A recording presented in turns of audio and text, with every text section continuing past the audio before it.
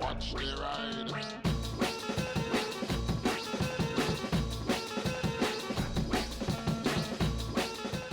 Hi everybody, so yes, it's the end of the Yamaha R1 and R1M in Europe and in the UK. I am riding my Yamaha XJ6 Diversion, which uses a modified R6 engine, and 6 isn't far away from 1, so it's basically an R1, right?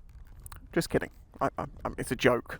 So yes, the R1 and the R1M will no longer be sold in the UK or Europe after 2024. There will be a track bike sold, so a non-road legal version, but there will no longer be road legal versions available.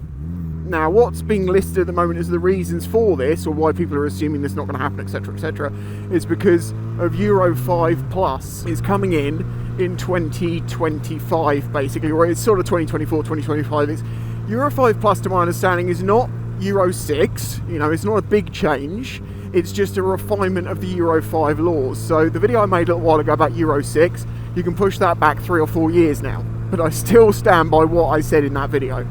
I'll link it up there somewhere. The basic changes between Euro 5 and Euro 5 Plus, from what's known at the moment, from what I can tell, is, because it's not fully sort of announced, is to do with emissions to a point, but also some diagnostic stuff, some noise regulation stuff, and a few other things. So that's the kind of reasons they're giving for it, but I think the reasons go further than that.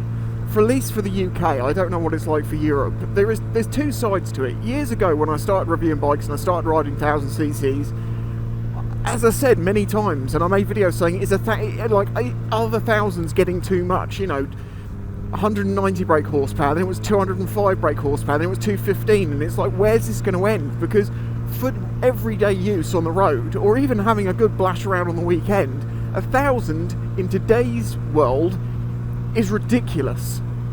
You can't use them, within second and third gear you're doing speeds that could put you in prison. And opposed to the past, when thousands were very, very popular, they weren't as fast, but they were fast. You didn't have all the cameras and everything around that basically meant that should you be caught by a digital eye, your entire life is over, pretty much. So there's that side to it, but there's also, and I think this is a big, big part of it, it's the price of 1000cc sports bikes. The R1 is like 18 and a bit grand. The R1M is 24, 25 grand, somewhere around there. I don't mean to cause any offence to anyone by saying this, but in my experience, from having spent a lot of time in the biking sort of world and spent time in biking cafes and seeing what bikes are ridden by who, my guess is this. Young people would love a 1000cc sports bike and they would love to ride it fast, but the roads will stop them. But the main thing stopping them is the cost. Young people cannot afford things like R1s, let alone the insurance and stuff like that. Of course, they can't be that young, because to get on 1,000 you're going to have to be a minimum age of 21 in the UK if you took your A2 when you were 19 and have been riding for the past 2 years, so that's the earliest age. Beyond that, you have to be 24 to ride it. Now, the people who can afford to buy bikes like R1s and the super sport specials, R1Ms and other brands, those tend to get bought by people who are a little bit older because they have the money. But the problem for them is, and you hear them moan about it all the time, their knees, their back, their this, their that. It's they're not good for people who are maybe a few more years on in life. It's a bike that physically is better for young people. I'm not saying it's not for older people, and I'm 38 myself, so I'm not I'm not trying to offend you. I'm just generalising here.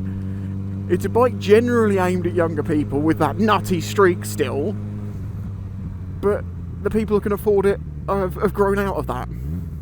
Or not grown out of it in the sense of like saying grow up. I mean, they've got older.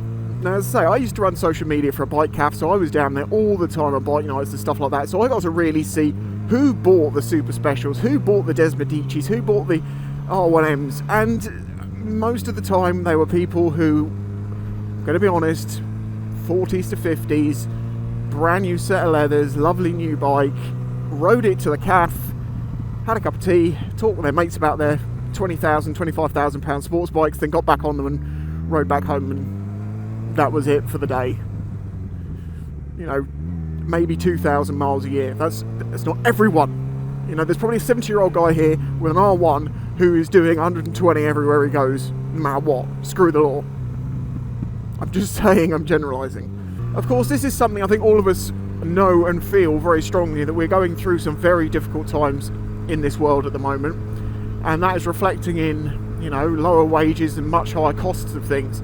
So as far as I can see, Yamaha have basically said because they're not going to bring the bike up to the standard, that's why it won't be on sale in the Europe or the UK. Maybe they'll bring it back for when Euro 6 comes in, maybe. You know, maybe it's because it's in the middle gap. They're like, we weren't planning to do mid-development, we want to do this date and this date. If we can't sell it, sod it, we just won't sell it there for a couple of years or a year or whatever until we hit Euro 6, and then the next bike will be sold. Maybe that's the case. Or maybe this literally is the end of the R1 in the UK as a new model.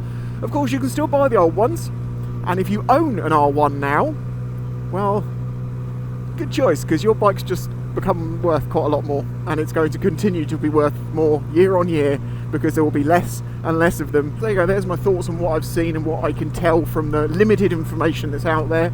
If you've got anything to add that I've missed, please do, because as I say, I've only been able to go on a couple of articles and my previous knowledge of things I've talked about. If you enjoyed the video, hit the like button, subscribe if you're new here, and as I say, if you'd like to help support this channel, then please consider doing that through Patreon or one of the other ways, links in the description. Honestly, I couldn't do it without you guys. Yeah, bye-bye.